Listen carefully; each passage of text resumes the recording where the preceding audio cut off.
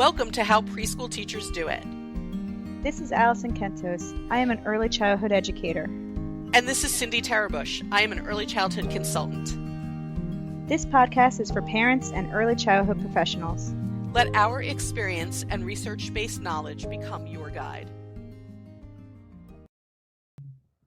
Hi, preschool peeps. Hi, peeps. Happy Monday. Yay. You don't look so enthusiastic. It's Monday. No. Yeah, I know. So we're going to start the episode like we have been with shouting out different places where people are incredibly listening to this podcast. You know, we're sitting here in a room in my home, not until we look at the stats, we just don't realize the reach. Yeah, we don't realize the reach. Today we are shouting out Norway. Yay. Yay. And we are shouting out the Dakotas, both North and South. So those of you who are in North and South Dakota, we don't know if you like being grouped together as the Dakotas or you really don't like being grouped together as the Dakotas. We're not so sure. We just decided to go, let's just say North and South Dakota in one episode. And I'm sure people will now contact me saying, why did you do that? But we didn't want to split you all up. We didn't want to. Yeah, I don't know. And I think they were both states were up there in our stats. They were. So they were we right had near each other. Choosing, so we just went with both of you. It was one right after the other, and we were like, how do we pick a Dakota? We can't pick a Dakota. Can't pick a Dakota. All right. So that's why we did that. But we love both of you. We did it with all the goodness in our hearts, put you all together Yes. in this episode. And we're so glad that you're among our preschool peeps. Yeah. In Norway and in North and South Dakota. Yes. Okay. Allison has the notes for this session that were... Yes. So, to give it a little context. Yeah. Sometimes the things that we see when we are with children make us think something about them. Like, oh, this child is being picky. This child is being overly emotional. This child is being stubborn. This child is just not listening when I ask them to stop doing that. Child, right? We there are these things that are so steeped in things we heard when we were a child and they're generational. Yes. One of the things we now know is that some of the children's behaviors and some of the things that they do are actually could potentially be. We're not here to diagnose. We are not qualified, and we don't know the child you're thinking of, maybe. Correct. So we're not qualified to diagnose, but we want you to know that sometimes things children do relate to how they are processing sensory input.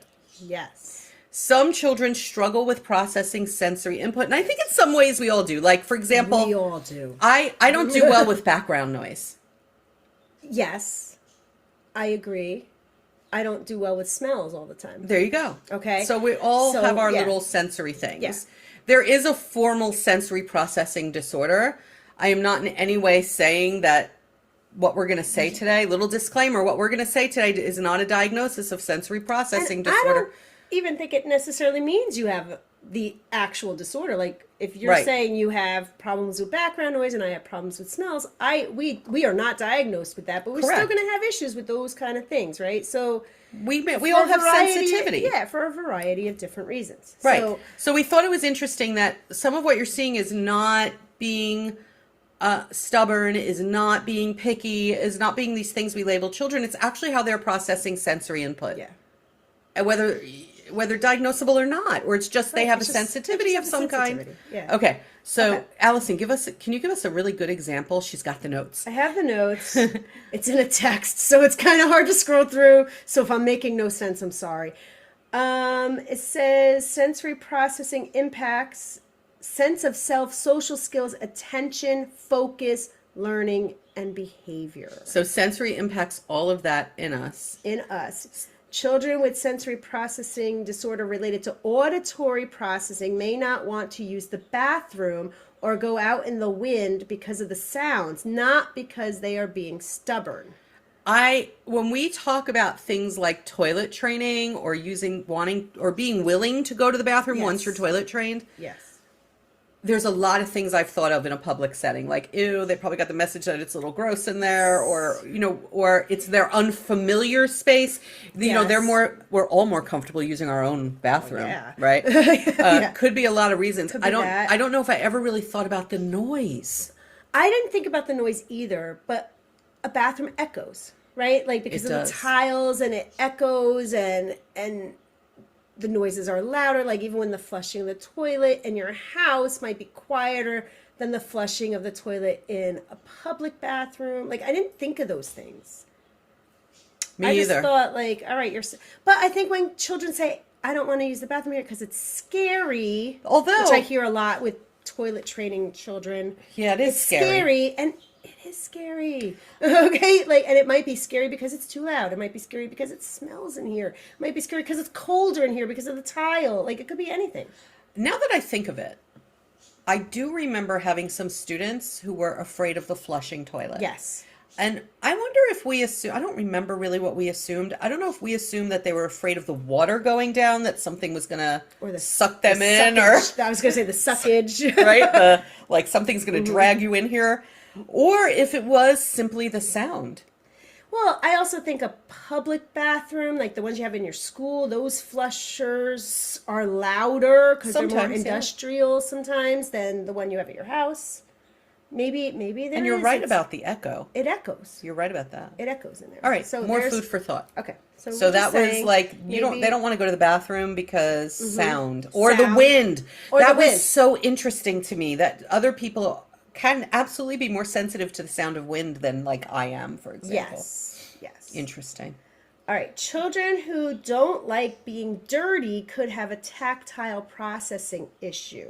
So there are children, we've all met children who don't want the finger paint on their fingers, who don't like getting dirty. Yes. And it isn't only because your family put you in your best clothes and you're scared to get in trouble. They don't like getting dirty. And we've all known children who, as soon as they get a little speck on their hand, want you to clean it off. Doesn't mean they have something diagnosable, but it could be like a sensitivity with touch. I think this plays into food. Like if the food is sticky and it's finger food, like if you're eating, I don't know, like French toast sticks, that's sticky sometimes.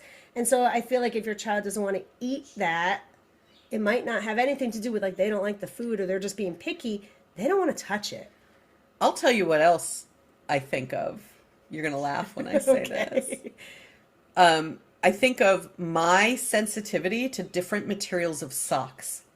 I'm very, very picky. She's very picky about her socks. About my socks. There are certain materials I just can't have on my feet. Yes. I can touch them with my hand. I'm fine with that. But for some reason, the processing from my feet is like the feet is terrible. And I have had to search for socks recently that fit on an injury under a brace. And I have to tell you, I have spent more money trying to find a material of socks that I like, that it has been a journey. Oh my goodness. And it's very hard when stores have less garments than they used to in the past, because they'll look at you when you say, do you have this kind of sock? They'll be like, oh, you have to order it online. Let's do online. I can't tell you how much online the ordering of socks, and then once you open the socks, you can't return them, and so now I have an overabundance of socks. I should really set up a table at a flea market or something and sell all these socks, because I opened them up, I tried them, and I went, oh, I don't like the way it feels on my toes.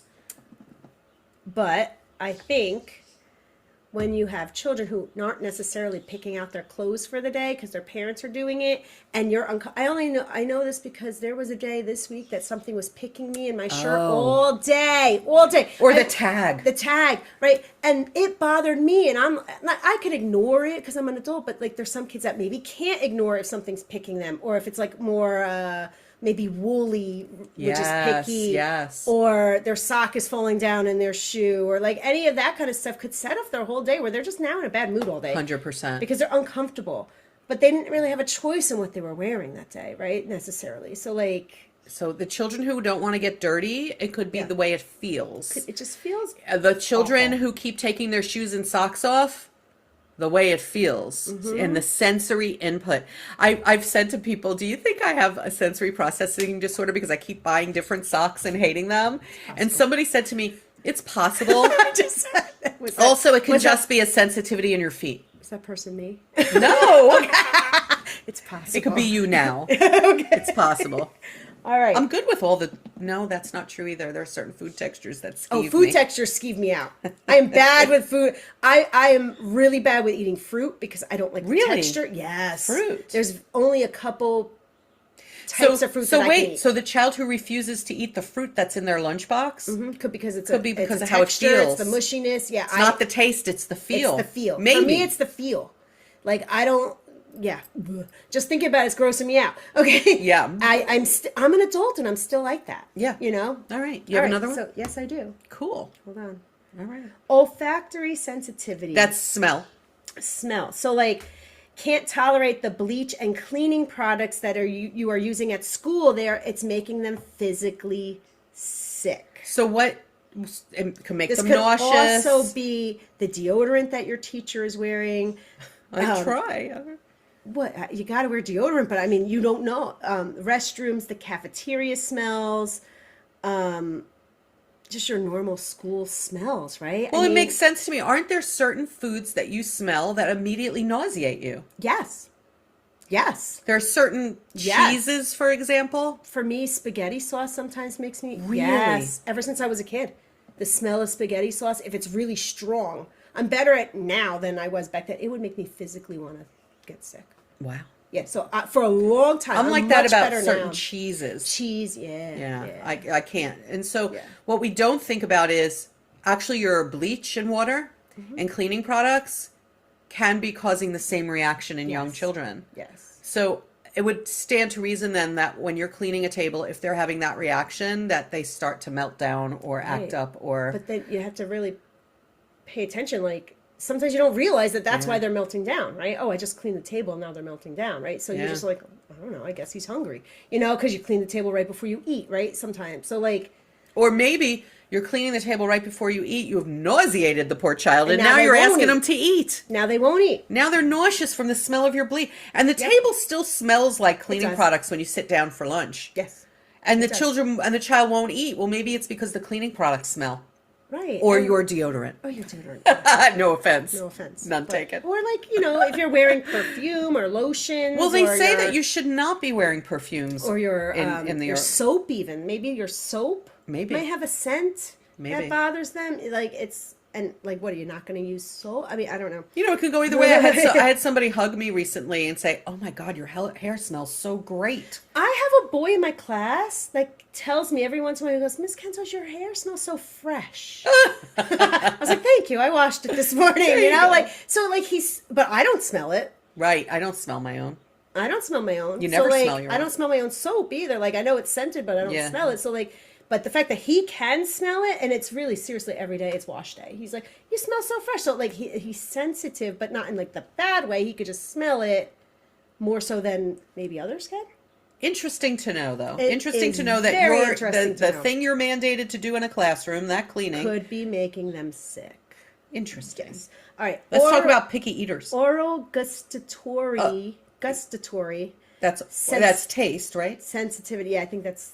And digestion. Would be picky eaters, but undersensitive oral sensitivity would be the children who chew on their clothing, chew on pencils, suck on their fingers. Also, why Cindy is a gum chewer. So they lack. She wrote that in there. So there are some people who lack taste sensitivity or something like that, or oral stimulation. They need the oral stimulation because they are undersensitive. So they're constantly looking to stimulate the sense. Okay, that's why I'm a gum chewer. Yes. These are why, I have a student whose shirt is always in their mouth. One of my sons was like that. Yeah. And I think it's like maybe there's something going on. They're trying to stimulate the sense because it's not sensitive to things. Yes. So that explains my gum chewing addiction, and I'm just going to I chew sugar-free. Gum right here. I have gum everywhere. I have it here. I have it in the living room. I have it everywhere. Oh, I actually wrote in myself, I've always been sensitive to unusual smells. I thought it was for my headaches, but maybe it's not. Maybe it's not. Okay. Visual processing. These are children who look straight at the sun. They focus on bright colors. They fixate on fans that are spinning. They're looking for more input. They're blinking lights. They're mesmerized by spinning objects. And then the undersensitive visual processing would be getting confused in very busy environments, bothered by certain lights, don't like shadows, listen but don't look at you. Yeah, makes sense when you think about it. What else you got there? I don't know. I'm trying to make this bigger because I'm old. Okay. So this says interoceptive processing, which is not a term I knew. Being undersensitive? Yeah, undersensitive are people who might not sense hunger, might not sense being full from their food. Well, I think that's a lot of people just because we were taught to eat everything on our plate. Yes. Might not sense thirst, might not sense fatigue, might not sense the need to go to the bathroom, might not sense physical or emotional tension, might not sense their emotions or anxiety, and might not sense temperature. If you have students like this, it says to try, observe for halt, and it's in quotes like HALT. Are you hungry? Are you angry? Are you lonely? Are you tired? I think those are great questions to ask every child who's out of sorts. Are you hungry? Yes. Are you angry? Yes. Are you lonely? Yep. Are you tired? Are you tired? That's a great good one. set of questions. Check in often if their behavior seems erratic, because they might be having some sort of processing issue. I'm still processing are you hungry? Hungry, angry, lonely, or tired? And you ask them one at a time. Yes. To try and figure out how are you feeling? How is your sensory? And are you hungry? Are you lonely? I've always Angry, asked tired. the children, are you hungry? Yeah, are I've you asked that. tired? Yeah, but me the too. other two, Are you angry? Are you lonely? I find the lonely one very interesting. That is interesting. That's almost another episode. We could talk about childhood loneliness. Loneliness. Well, let's make a note of that. Let's, because I was just discussing this with somebody about a student in my class. I'm just going to stick it down here in our notes, Allison. Now we're talking to each other and not all of you. Yeah, Sorry. I'll adjust it out. Okay. I'll know what it means. It says try yoga and different positionings. Explain different emotions and physical sensations, like the emotion matching exercises through direct teaching. So here's the message I think of this episode then. Things aren't always as they seem. There's another slide. There can be reasons related to the input from our senses that's causing what we see. Yes. And so we really need to pay attention. We really need to pay attention to what are the sights, sounds, smells, tastes. What did I leave out? Sight, sound, smell, touch. Touch. And touch that's happening in this space right now that might actually be feeding what I'm seeing. Whether it's reluctance or... Yeah, I think we need to not just assume, like, oh, this child's a challenging child because he won't use the bathroom. And it might not... I think it's easy for teachers to be like, here we go again. No, like, maybe try to figure out... Or the noises, or what the lights. Is it? Or ask them. I'm big on asking them, hey, what's bothering you about the Sometimes bathroom? they can't tell you. But they don't know. They don't know. Sometimes they might say something where you could be like, let me think on that. You know, I think this whole, like, saying the bathroom's scary, those are the kids that maybe are having some sort of sensory issue in the bathroom, but they just don't know what is scaring them. But at least now you know, like, okay, something here. Yeah. Because there's some kids that go to the bathroom and it doesn't bother them at all. Because we all have different levels of sensitivity. Yeah, so I think, like, listen to them. Yeah. You know, like, agreed. If the toilet flushing is bothering them, maybe you don't flush or it while watch they're in them. there, If they can't tell you, watch them. If you go to flush the toilet and this child flinches or something, or runs, don't just get upset that they're trying to run out. Try to figure out why they're trying to run out. Why? Or maybe say, hey, we'll leave the flushing until you leave the room. What's the big deal if I flush it or you flush it? You know, like, no big deal. Like, I'd rather the kid go to the bathroom. Well, I hope we gave everybody a lot of food for thought. Yeah, I think we did. Okay. It was good. We liked it. Because I was worried about having to read all those notes. I was like, I did not write these notes. Cindy wrote them to me. So I was like, I don't know if I'm going to read them right. You got it. I did. You've got this. Yeah. We've been doing this now for like 7 years. We've got this. Yeah. All right. Yeah. All right, folks. Thank you for coming and for caring and for listening and for supporting this podcast, which is very consistently voted as a top early childhood podcast. Yeah. So we thank you for that. Yeah. And we hope that you will find us on Facebook and like our page, How Preschool Teachers Do It. Come to the website. Also, on the website, it tells you how you can download the Spaces by Wix app and get our episodes directly, and you even get videos ahead of everybody else. You do. Just saying. Yes. All right, folks. We'll catch you next time on the podcast. Bye, peeps.